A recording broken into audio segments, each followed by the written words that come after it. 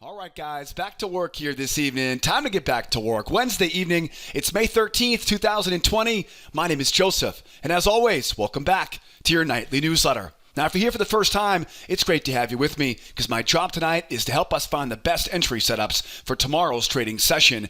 And I got a jam-packed video in store for you tonight. As you can see in the background, the charts are all ready to go. Got the oil, we got the Eminis, and of course, we got the gold, the yellow metal. Everything is ready to go. Got a lot to talk about tonight on the video. Before we jump in, though, and put everything together for tomorrow, I just want to remind you, though, make sure you subscribe to this YouTube channel. I don't want you to miss all the good stuff we publish every evening on this video. So make sure you subscribe tonight to the YouTube channel. And don't forget, if you have any questions about the video tonight, drop those questions in the comments section below. And as always, if you tune in every evening, if you rely on this newsletter to get your mind right and your charts right for tomorrow's trading session, hit that thumbs up button for me. Thanks so much for sharing the love here on the nightly newsletter. So as always, great to have you guys back here, but let's not waste any more valuable time. I'm a bit late here this evening. I appreciate you guys and gals sticking around tonight and waiting for me. Let's kick off tonight's video with the calendar for tomorrow. Make sure we know what is on the schedule for tomorrow so you guys know when to be at your desk and when to be sitting on hands here. Now, of course, tomorrow is Thursday. It's May the 14th, as you know, right? Tomorrow, of course, being a Thursday morning. We've got really two big news events here tomorrow. We got the jobless claims report at 8:30 Eastern time, and then we got this 20-year bond auction, which is a brand new one. We'll talk more about that here in just a few seconds. So two big news events here for tomorrow. The first one, of course, being that jobless claims. Now, remember, historically, these jobless claims have not been that big of a market-moving event. But over the past few months, with this incredible influx in jobless claims, this has become a major component to our Thursday morning. So over the past 10 years, hasn't been much of a big market mover, but the last few weeks, we keep seeing these 4 million, 5 million, 6 million. Will we see more tomorrow? Remember, when it comes to jobless claims right now, the traders, everybody knows this number is going to be bad. That's not the question. It's, is it worse than they expected or is it better, right? Is it not as bad as they expected? Those are going to be the important numbers to look at for tomorrow. So again, everybody expects to have a bad number for tomorrow. In fact, we heard from Jerome Powell and the Fed this week already, and they seem to think that in the next week or so, we'll probably see these jobless claims start to top out a little bit, right? And start to even off for us here as the virus, right, it makes its way through our jobless claim system. But the bottom line is everybody expects bad numbers tomorrow. Is it worse than they expected or is it not as bad, right? Those are the things we're looking for tomorrow in and around that news number at 8:30 Eastern time. That has potential. If we see a jobs report that comes out, right, really small or really large tomorrow outside of expectations, that can definitely be something that moves these markets around, and you're going to want to be at your desk ahead of that news number tomorrow at 8:30. Then later on in the morning, now we haven't seen this in a long time. In fact, I've never seen one of these news reports. This 20-year bond auction. Doesn't sound very typical, right? This was actually retired, I believe it was in 1986, was the last time that we issued a 20-year bond announcement. And basically, this is the government's way of raising capital, right? Putting out a 20-year maturity to raise capital to basically pay for those trillions of dollars, right, that they're shipping all over the world right now. So all of the new stimulus packs are coming in. This is one of the tools they're using to kind of fund that stimulus package. The last time we saw this 20-year bond announcement, I believe it was 1986, maybe 1989, right? I was just knee high, right? I was not a trader back then. But this is something interesting. You know, we haven't seen this, well, in quite a long time, right? Almost 40 years.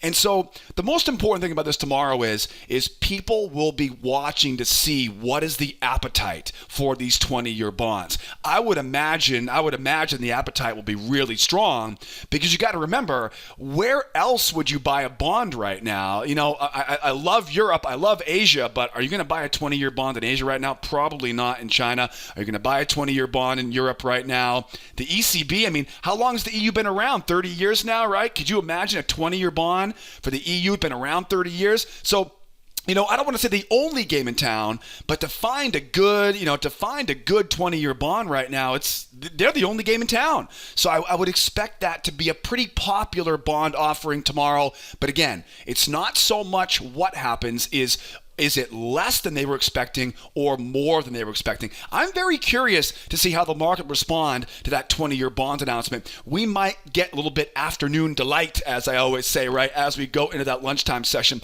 So that is definitely something I'm watching here for tomorrow. What will the appetite, right, of investors be for that 20-year bond? I would assume it'll be nice and strong, but will we get surprised tomorrow and see a really low number there as far as number comes in? Those are the two big components I think really have potential to move these markets. 8:30 and of course 11 o'clock tomorrow morning. You got to be at your desk there, right? Early and late tomorrow. Now, I also want to remind you too, we continue to see the best setups between kind of that 10:05 and 10:30 block right now. That's just the past couple weeks. We've seen some really prime setups between 10 o'clock and 10:30 here. So, be aware tomorrow you stick that right in the middle here, and we've got quite the session coming up tomorrow with the jobs to get us started, right? Maybe some reversals around 10 o'clock to 10:30, and of course the bond announcement at 11 o'clock, right, as we go into lunch.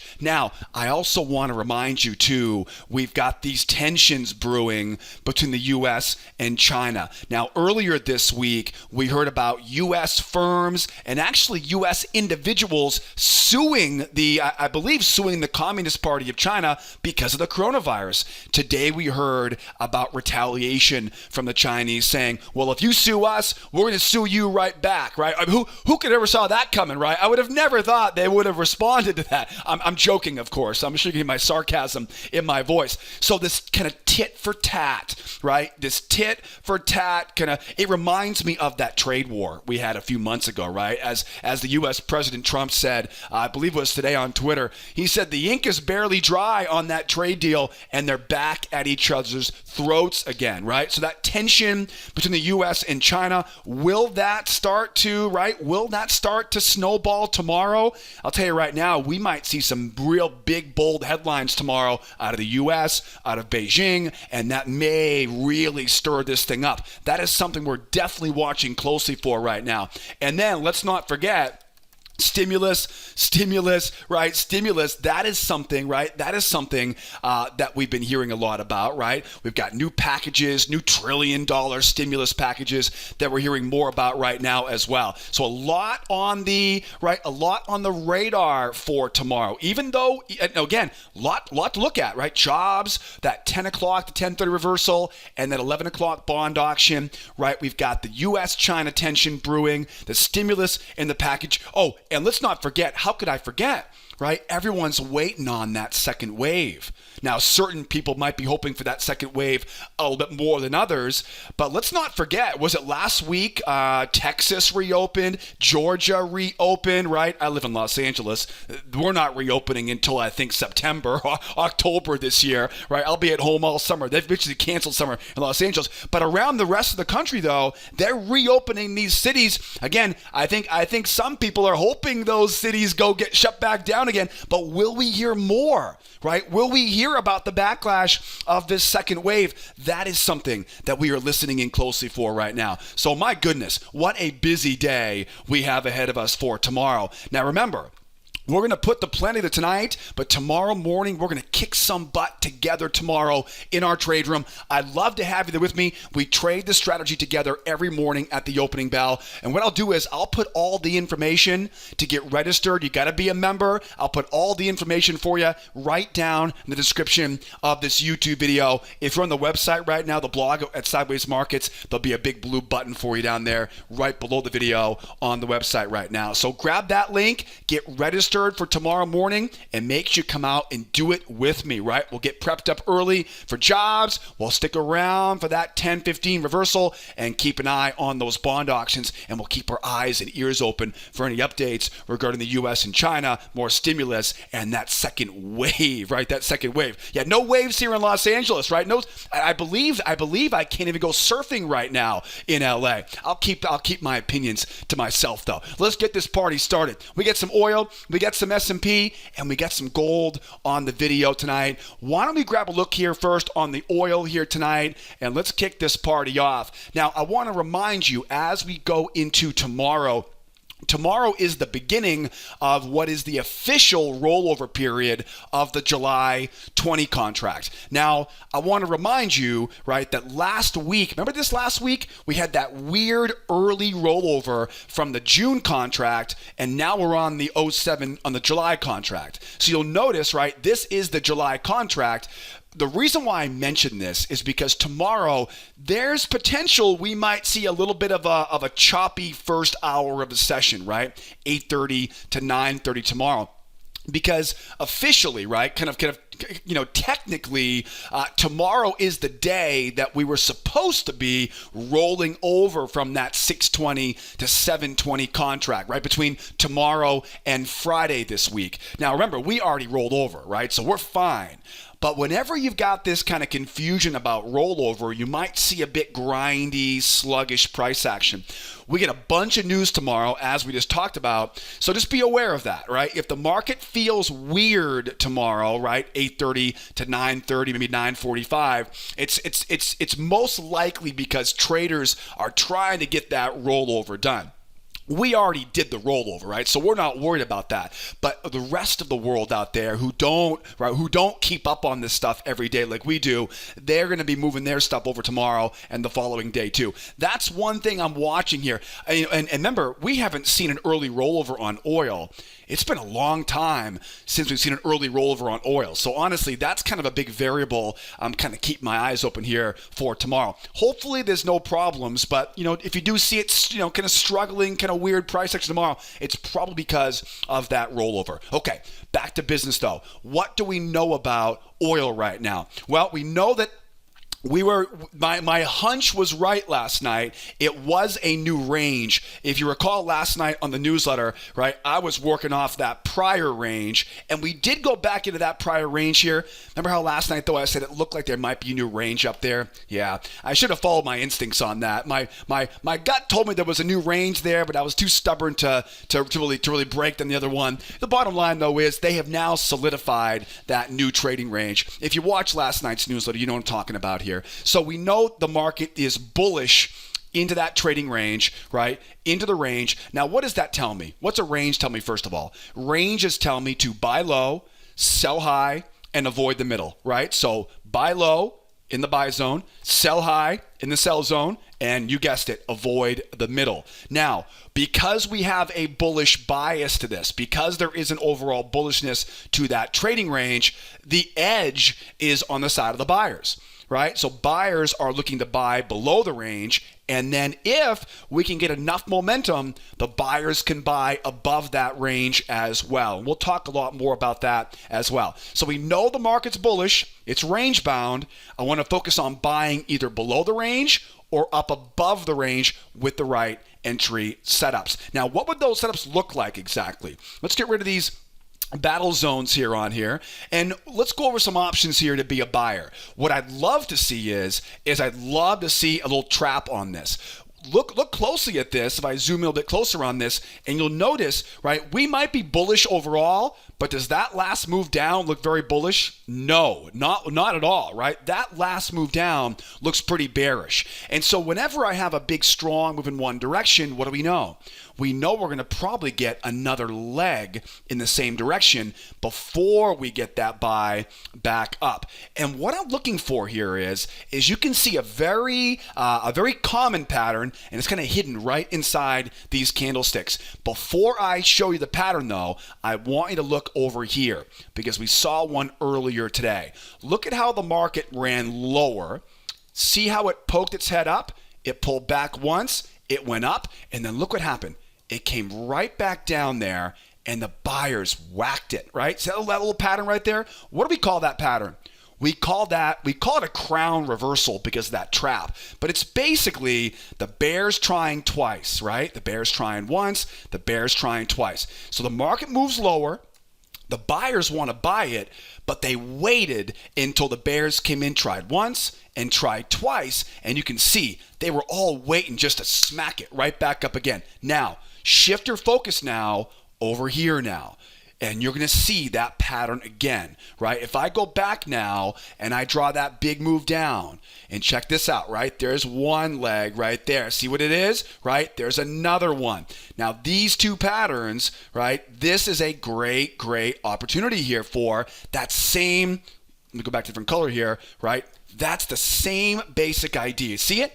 It's again, it's called a crown reversal pattern. What it really is, it's a nested failure, right? It's back-to-back failures, 1 and 2, and a trap low. You'll notice how I love how this trap, it sets up right off that rising support trend line. Anytime you want to be a buyer, you want to buy at support. So think about how powerful that little spot is there, right there, right? You're buying off a trap low. You're buying off the support trend line. You're buying underneath all the other lows. That is a beauty of a buy setup. We call those nested failures with traps or crown reversal patterns. That is one of my favorite setups going into tomorrow's trading session. Another one would be if we don't get that bounce and the market rolls over, right? If we do get that run, right, it'll look like this, where we go down, we go up, they get it, and they go from there. Okay, if they get that lower low now, if we get that lower low, right? So now they don't bounce off the low like that, right? They don't bounce off a trap now. They make a nice, strong, firm run lower. Now, once you got that done, this completes the mission for the sellers. They got that strong move down. We know they want to get another leg. And at this point now, that moving average will come over. And I'm looking for a seller failure, right? I'm going to look for the next time the bears come in and try to sell that pullback. At this point, the bears have everything they wanted out of that move, and we're sitting right at that low. Once I see those bears to sell off that moving average, now I gotcha. Now I know exactly where your stops are, and I can buy into those stop losses. Remember, it's a range-bound market.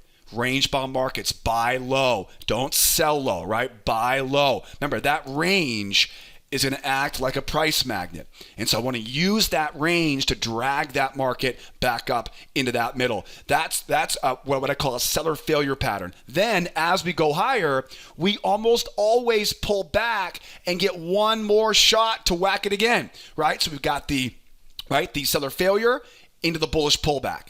A lot of times too, there'll be this little hidden channel here. Off that high, off that low, man, oh man, great, great setup. Now, I'm going to warn you on this though. You don't want to take that pullback pattern inside the range. Okay, it's got to be underneath that trading range. If you get in the habit of trading inside ranges, well, as I always say in my trade room, ranges are where good patterns go to die, right? You don't want to be trading the patterns inside that range. So those are some options here, right, that I'm watching for. Now, I should also point out too, there is potential right now. We may go back up into that range and start chopping around, going sideways. So if we happen to get stuck back in the mud here around this 2620 range, now just stay focused on buying down here, right? How do we do that? Wait for the pullback. Wait for that moving average to come down. Wait for those sellers to try to sell off the pullback. You know exactly where those stops are now, and hit them where it hurts. Buy right into those stop losses. That's where they start waving the white flag. Uncle, uncle, uncle, right? They're out. And how do you get out of a short trade? You buy your way out. So that's going to be our seller failure option. Again, this would be if we just sit here for a while, right? We sit back inside that trading range. So those are some options as we go. Now, I'd be lying to you if I said I didn't think this market had potential here to rip higher. Because as you can see, if I zoom out a little bit, right, we've got this big triangle. And this big triangle, I love me some expanding triangles. When it comes to ranges, you'll notice they're going to bounce back and forth. So where do these buyers want to get to? They want to get to the other side of that triangle. So how do we do that? If the market rips higher here, what are some options for me to start being a buyer as it goes higher? Well, first of all, what if we pull back to the moving average and the buyers hold and we jump? What's the plan then? If we really get a strong jump up, I can mark up that high, I can mark up that low, and I can buy that pullback. Okay, I would definitely want to do that before we get to the top of that triangle. Earlier, the better. We call that a 1, 2, 3 breakout into a hidden channel pullback. Another option would be we rip higher here, right? We race higher. We see a shallow pullback to the moving average. It barely touches the EMA, right? Shallow pullback. Barely touches. Higher high in price. Trap low. What is that called? That's called a two-try trap pattern, right? It's those little traps to prevent yourself from buying too high. And remember, a lot of times you'll find those little secret hidden channels there to really increase your odds of success. So we can definitely see potential for that rally going higher right now. What will we get though, right? Will we get the move back down? Will we get the move back into the range? Or will this thing rip as it goes back up to that 2720, right, in 2725 area? Now, if the market really starts to run, our big levels overhead are waiting right up around that 28 area, right? So 1, 2, 3, big run up, right? Find that new channel and buying from there, right? Big, strong run up, shallow pullback, trap, and go. All those patterns will be effective as we run higher here. Now, at this point, if you're here for the first time right now, this is like drinking from a fire hose, right? A lot of information coming at you right now, especially if you're here for the first time. Now, not to worry, I'm going to go over this all again tomorrow with all the clients in the trade room. I'll give you all the cheat sheets and checklists, and we'll do this all together tomorrow. If you're not with me tomorrow in the trade room, though, the next best thing is to grab the free trading course. I'll put a link for you in the upper right-hand corner. Grab that link, pause the video. It's worth it. It's worth it. Learn my setups, right? That free trading class linked up in the upper right-hand corner. I'll teach you my 4 favorite setups. You'll learn all about failures and traps and strength moves and hidden channel pullbacks. You'll learn all about this stuff as part of that free trading course. And don't forget, right? Don't forget, you'll also learn the entire trading strategy we use here in our trade room. So grab the free trading course in the upper right-hand corner. And as I mentioned earlier, I'll put all the important links for you down in the description of this YouTube video. Now, what if you want to be a seller right now on oil? If we want to be a seller, we have to remember, first of all, where we are going to go, right? If you want to be a seller right now, the most important thing to be aware of is that 24.38. So if the market tumbles down here, I don't want to chase after it. Just like if the market runs higher, you got to know where they're trying to go there, right? That way we're not buying too high, or in this case, selling too low. So what are some options for me now on oil to be a seller? Well, the big problem is momentum. For example, if we make a strong run higher here, I can't just sell off that high. It's going to be way too bullish, right? It is. If we run higher, I can't just try to sell into that, right? I want to sell high above the range, but at the same time, though, right, I don't want to sell into a very strong bull move like that. So one thing to worry about is that push higher here. If we do see this market push higher here, right, what I can start looking for is a crown reversal. As we go higher, I can wait for the pullback 1, I can wait for 2, and I can look for what I call a crown reversal here to sell off the high. Now you'll notice how this pattern is drawn out. It's a very specific pattern. First of all, you've got to be coming off these major tops, right? We got to be up in this area over here, right? So don't try to pick this thing in the middle of nowhere. You got to sell off the high at a level of resistance. We talked about buying at support levels at the beginning. You got to make sure we're selling at resistance here overhead, especially since if it really runs higher, right, we got to be careful about momentum. So that crown reversal pattern, it's a lower low, at the very least a double top, ideally a trap high up there. Okay, it's a very specific pattern, and it's meant to rope in the buyers and then let the sellers crash the party back down into that range. Now, there's also a chance we may go back into that range and sit here for a while, right? If that happens, now we've got a lot easier job now. Now, as I jump higher, now I don't have to be as conservative with this entry now. Now what I can do is look for 1 try for the buyers, look for 2 try for the buyers, and all I really need is to get some sort of resistance trend line, right, to sell off of. We saw a great example of this today on the S&P, right? So in this example, we don't need that trap high because momentum will be absorbed. Does that make sense? Right? Does that make sense out there, right? Momentum is dried up now by going sideways inside of that range. Then we jump up. Again, we're still very bullish at that time. We're still getting a lot of bulls in the market right now. Let them try once, let them try twice, and then hit it. Make sure, again, you're doing this above the range, right? That'll be another option for me to be a seller, right? The last but not least would be we make that next run lower. The moving average comes over, and we see a jump off the moving average. If I can get that, what I call a 1, 2, 3 breakout, I can now mark down that low, mark up my high, and I can sell off of that high. That will be a great setup if we can get the momentum we need to go lower. Another option would be the market takes a nosedive, right? Really dumps. We see that moving average come over.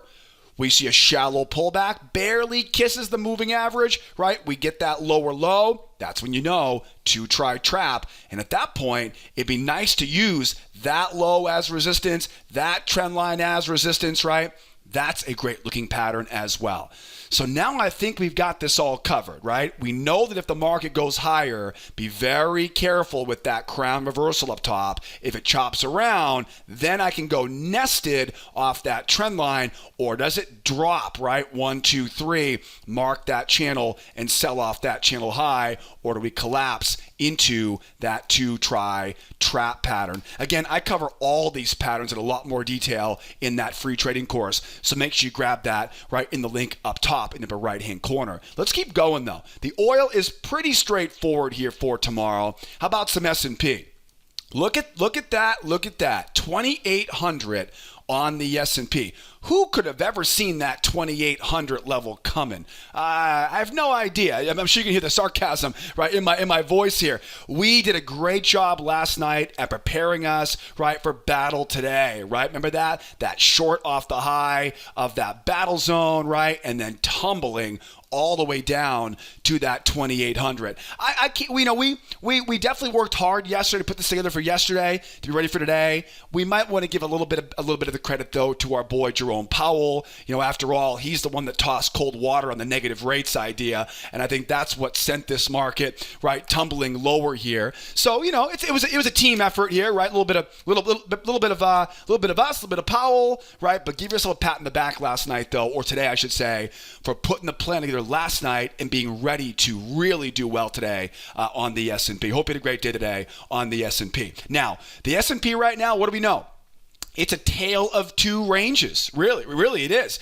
It's a tale of two ranges. We had that big move down into a big old triangle, then that big drop down into a rectangle. Basically, it's a tale of two ranges, but I'll tell you, if you have watched this newsletter religiously over the past few weeks, what does that tell you right there?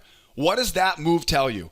It's rotation, right? It's range rotation. We've got that range here, and it's almost like a slingshot, right?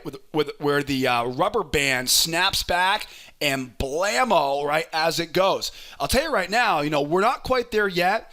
But the Bulls really have all the cards right now. The Bulls have all the cards because they've got that big range overhead. Remember, guys, this whole move down, you could easily say, was just nothing but the Fed speak, right? I mean, that whole move down was, you can tell, right? It came over lunch, 11:15 or something like that, I think it was, right? This is a big move down based on basically one sentence from Jerome Powell. If these bears can't hold this, it can go right back up into that same spot here again. And the fact that we are bouncing so hard off of that low right now, that's why I say, we're definitely bearish in the long run. There's obviously a bear market right now, but I'll tell you right now, the bears have very few options here besides some very patient setups. And we'll talk about that here in a moment. I think the buyers have all the options, and I would love to see us just pull that string and go right back up into that 2856 magnet that we have waiting here overhead. So at this point, I'm basically looking at this, basically two ways. We'll either go ripping back up into that high here, or we'll probably end up getting comfortable down around this 2,800, this range that is formed going sideways. So you know where those buyers want to go higher. Where do the sellers want to go lower? This is a really, really important clue. When I zoom out on this chart, look what we have right below us. that big low right there. So unless something really shakes this market up tomorrow, you know what I mean? Like unless we do hear about escalating tensions between the U.S. and China, unless there's some big headline about the second wave of coronavirus coming out of nowhere, there will have to be something big, because if it doesn't, we're going to probably try to go lower and come right back up into that 2,800 again, right? It's again, without any real shot in the you know what tomorrow, it's going to be difficult for them to go that big back to back. You know what I mean? This is not the same market we had a few weeks ago where the initial wave of the coronavirus, right? This market now is more of a run and range environment right now. So when I look at this chart, I think, boy, the bears don't have a lot to swing for. If they try to run lower, they got that big brick wall down there. That's why I keep saying I think the buyers have all the cards, right? They've got all the cards in their hands right now. And so that's what I want to be ready for, really for here tomorrow. As far as I can see, there's really a couple options here. One would be if they keep running here, right? I've got that new channel I'm drawing up here, right? Kind of like an example there to buy off of that low. Or maybe we do see it rip right into a two-try trap up here, right? So I want to be ready if the market runs here. I also want to be ready if the market runs lower, right? I won't be ready for the buy there. I think, honestly, that might be where the bigger money is made tomorrow, because, again, you've got that big bottom down there. And I think if we see another leg lower, you'll see a lot of bears just blindly piling on because, it's a bear market, right? So you'll see a lot of bear breakout traders trying to sell into that, and that's not a great spot to be selling, right? Not a very reliable spot. Again, assuming there's no major news we hear, right? Assuming there's no big shock to the market, right? All things equal, I think the buyers have good shots here. So as always, right, I want to make sure I'm ready for everything. So a couple of things I'm watching for right now.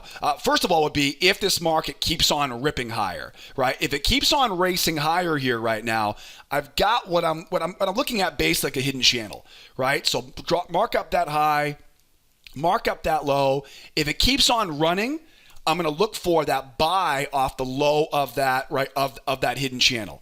And what it'll probably be is it'll probably be a pullback. The moving average will be just above it, and it'll be almost just like the pattern we saw on the S&P, right? That first pattern, right, where it went underneath it and then snaps back up. It'll be a seller failure pattern off the low of that channel into a buyer pullback as we go, right? So seller failure pattern into a bullish pullback pattern, right, as we go. We saw kind of the opposite of that, on last night's newsletter, if you recall, right? It was a big bear move down. It was a buyer failure above the moving average, right? Last night, it was a big bear move down. We looked for that combination of the top of that channel, right? Top of that channel, along with that buyer failure into a bear pullback, right? That was the setup that we talked about last night on the move lower. This is the exact same scenario. It's just in different direction now, right? So we run higher here. We draw up that new channel, and we're looking to buy now on the pullback. But again, this will probably be below the moving average. It'll be a seller failure, right? Bears will come in. They'll try to sell it going lower, and we'll just simply look to buy right into those stop losses, right, for that buy going higher. A seller failure pattern off the low of that new hidden channel. Now, that channel is very much to be determined right now. I put it on there just to kind of put some emphasis on it. I would also expect, too, potentially a very strong run higher here, a shallow pullback, a higher high, and you know what I'm going to say, right? Once you see that strong run up, that shallow pullback, and that higher high, don't chase after it. Just wait for that little trap low here and grab that two-try trap.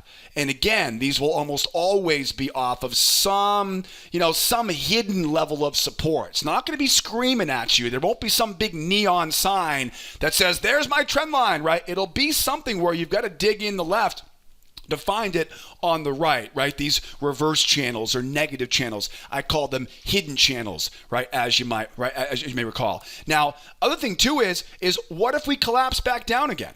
What if we collapse back down again? Like I said, this would honestly probably be the best trade tomorrow because they may take this thing back down and we might see, who knows, right? Maybe there's that big bond auction, right, tomorrow late in the day and we rip back higher from there.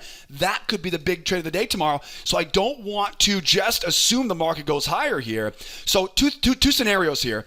And this is a lot we're talking about on oil. If we run back into the range and chop and chop and chop, and then we make that move lower, what I'm looking for is they got to get that low, right? You got to get that low. In all honesty, it's always tough because sometimes they discount that major low and they go off that low, but you got to be really close to those lows down there. If not, smack right on that big low at that 87 area. Now, once I get down to those lows here now that moving average comes over, okay, at this point, that momentum is not that strong anymore. We're still bearish, so we still need to use a nested failure, right? Or we're still bearish, which means we can't be too aggressive, and that's why I want to use a nested failure. I want to wait for those bears, because remember at this point now, all of the breakout sellers are going to think, oh, baby, this is it. We're going to zero. I told you, right? And they're going to come in, try it once, go up, try it twice, and at this point, I like to find that trend line right there. And this is where you've got to, again, this will be a great setup, right? If we can get, again, there are two components here. One is we spend some time in the range. The second one is going to be one try and two try and up from there. Now, if we don't spend some time in the range though, right? If we run, okay, this is where you got to be careful. Because now there ain't no range anymore, not in the eyes of the bears, right? And what's going to happen now is the bears are going to see this big strong run, and anytime you see a strong run in one direction, what do you expect? Another leg in the same direction, and they're going to give it they're going to give it their best to get that second try. So you're going to want to see them go one. And I would be in this situation because we're not getting any absorption of that momentum. I would really like to see either a double bottom or a trap low on this. You've really got to be patient on this one because, again, the momentum will be everything, right? The bears are not going to give up without a fight. You've got to give them once, give them twice. The trend line's great, but I really want to get that double bottom there, at the very least, a trap low for a crown reversal off of that low. I really, really like those setups off of those lows, but a lot of it has to do with that's going to be probably late in the morning tomorrow, so you've got to stay patient on that. All right, how about the sell side right now? So we're obviously bearish, right? How do I sell it? Well, again, look at momentum. Right? That momentum. Now remember, we're in a range here right now. And what does the range tell me? Range tells me to buy low. It tells me to sell high. Okay, got it. And it says to avoid the middle. Right? Ranges are balanced. Right? That's a magnet right in the middle. Now, I want to be a seller up here, but just because I'm at resistance does not give me a freebie to sell. The momentum right now is way too strong. Most of us have learned this lesson, right? When the market's ripping higher, we don't just sell because we're at some trend line, right? I hope you're not. That's not going to make you very much money. You might get lucky every once in a while. As I always say, even if broken clock is right twice a day, right? You'll get some winning trades aggressively selling into resistance like that. But overall, though, you'll most likely end up break even at best. What's much better on this now is to anticipate those buyers. They're going to want to come in and whack it again, right? Anticipate them trying once, right? Trying twice, and then I can sell back down from there. That's the idea I want to use here to be a seller on this. Now, I think the biggest thing is as we go, right, as we're running higher here, the bulls have all of the momentum right now. So I'd like to use that crown reversal.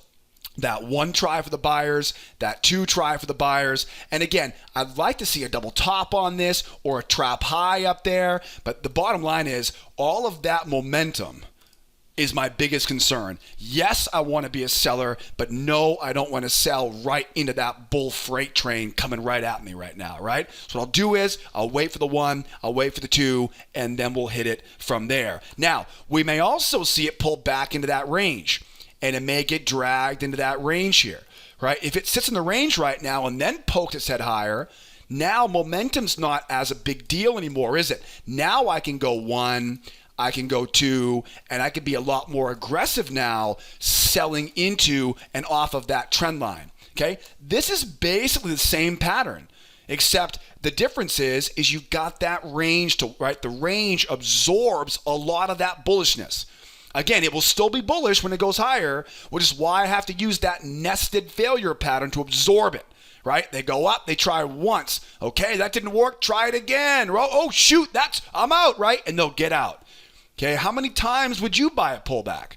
3 times, 4 times? Probably not, right? Give it a try once. If it works, great. If it doesn't work, let's try it again. One more try, right? Buy at a lower price. But if that doesn't work after 2 attempts, most traders are not going to keep forcing it. They're going to give up, let that thing stop them out, or get out early. And if you're a buyer, it'll come slipping right back down into that trading range. All right, so those are 2 setups I'm watching for as we go lower. Now, like I said earlier, we've got that 2771 area, right? That 2771, that's a big deal down there.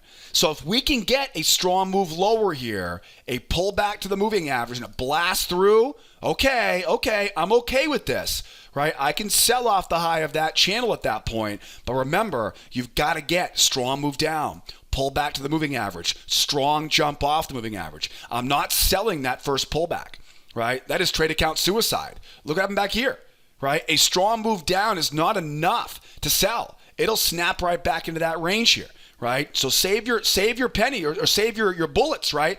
And save them for the more reliable trade that comes shortly thereafter. Now, of course, if the market bloodbaths, right? Big move down, right? Strong move down, big move down here now. Moving average comes over. Bears get aggressive, trap low, a 2-try trap above the high. Right, remember, this is a very specific pattern here. Strong move down, shallow pullback, says aggression, lower low confirms, trap high, find that hidden good stuff, right, and increase your odds of success. Where's my target? 2771, all right, 2771. There's also a chance, too, it may run and just sit here, right? If that's the case, what do? It's a range. It's bearish. We wait for the price to pop up. We wait for the market buyers to buy the pullback. We know where their stops are, and we sell right into those stop losses. A buyer failure pattern. At that point, the bears have all the momentum, and we're just waiting for profit takers to poke it higher, waiting for rookies to think this is the bottom, let them buy that pullback so we can sell right into those stop losses. The easiest money you'll ever make as a trader is when you can catch the counter trend traders stuck in a losing position, right? It's one of the easiest ways to get those profit targets filled.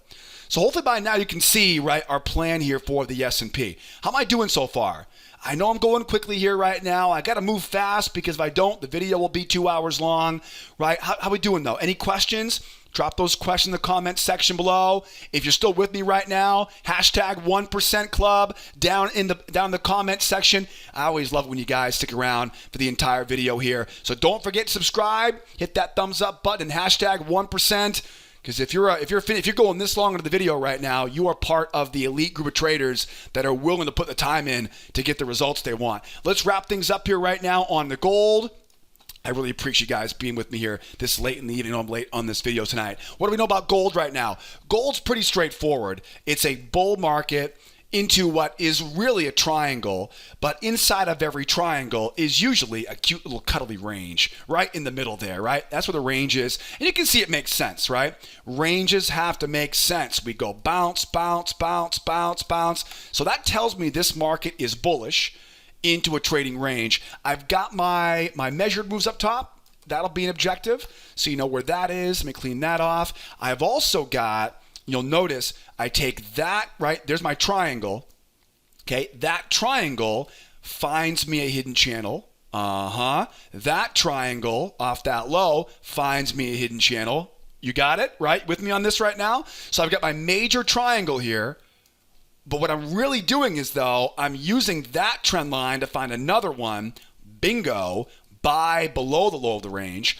Oh, sorry. I'm using that trend line to find a trend line overhead, right? Bam. That's a major turning point. Great target. And I would imagine a great spot for a 2-try trap if we get that run going higher here, right? So love to use these triangles to create these kind of kind of like hidden little support and resistance levels up here, right? Almost like an expanding triangle there. Buy off the low. We're bullish, right? We're bullish there. So use that as an objective, as a target, right? And use that level as an area of support. So now that we know where those levels came from, I'm going to get rid of that area right there so you kind of know where we're dealing with, right? Kind of strip this thing down a little bit. When it comes to trading, don't forget, guys, trading is a visual game, which means you got to do whatever it takes so your eyes can see what you need to see.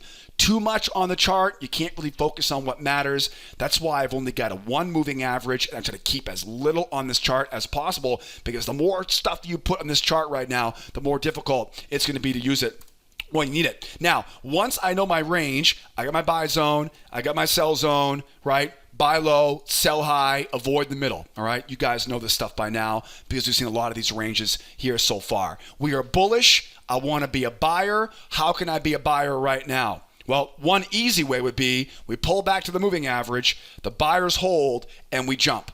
If they hold the pullback right now, it's on. We mark that high, we mark that low. That is my new hidden channel, and we're buying off that low. Maybe we get lucky and we can use that prior high. Even better. What do we call that? A 1, 2, 3 breakout into a hidden channel pullback, right? Or maybe the market keeps ripping higher here, right? We get that strong move up, shallow pullback, higher high. What does that tell me? Trap low. Now, what's the best thing to do with these traps? Try to find something else, right? Try to find another area of support to combine with it. It's not required. Because remember, if you get enough momentum going in one direction, they're going to hit that thing whether or not there's a trend line there or not. But I always feel so much better about the trade whenever I can get those channels marked up there. So keep that in mind as well. But if you can find a little hidden trend line there, right, or a negative channel like that, it's almost a bulletproof trade because you've got such good momentum at your back, right? What I really should call this one is a FOMO, right? This is kind of the FOMO setup. But that's what it is, right? It's that strong move up. Everyone has the fear of missing out, and they're going to hit it as soon as they get a chance to buy as low as possible. So those are two options here, right, as we go high. Now, I would also say too, and we just talked about this on the S&P, if the market runs back down into that trading range, right? And then we make that run lower. I've got this bullishness into the range here now, right? And what I can do is I can now look for, right? I can look for that seller failure into a bullish pullback for the run back up, right? So again, make sure, remember though, this is stuck in the mud, right? It's stuck in the mud in the range. What does that do? It mops up all the momentum, right? There's no momentum. So I can buy into a seller failure pattern. I can buy the bull pullback pattern. Now, what happens if we make a run going lower? It'll be like this one, right? Big run going lower. Wait for one. Wait for two. Draw the trend line and give it a whack, right? That's the pattern. That's the nested failure pattern, right? So we run lower now. Big, strong push lower. We're still bullish overall here in that range, but now we get a lot of momentum to worry about. Now what do? Bears try once. Bears try twice. Again, I like to draw some trend line there, right? Find some support and buy off of it there. What do we call those? Nested failures. Why do we use different patterns in different situations? Because momentum, right? Momentum is what determines which pattern will usually be most reliable. Okay, so now we know how to buy this market right now. Lots of options, both above and below. How do we sell this market? Very, very carefully. Now, at this point, I'm going to put back on that trend line because that trend line is a little important here, right? So let's put that trend line back on now. Because if we go higher here and we're trying to be a seller, what's the deal with that trend line? It's a big spook. So I want to be a seller at the high of the range, but I'm worried about momentum. I've got two concerns. One is momentum. The other is that big, scary trend line coming in underneath. What's the best pattern to absorb momentum? That's one. And avoid that rising support. A trap, right? A nested failure will absorb momentum, and a trap high will avoid that trend line, right? I would never recommend it, but that kills two birds with one stone. Those poor little birds, right? Let them live. Let them live. Only in theory, right? It's only a metaphor. So again, we're trying to absorb momentum by letting the buyers try twice. At the same time, we're trying to avoid that trend line by getting a trap. Trap patterns are the most important pattern to avoid, right? Those rising support trend lines. I love that. I like that pattern a lot, right? But you got to make sure you get the right setup.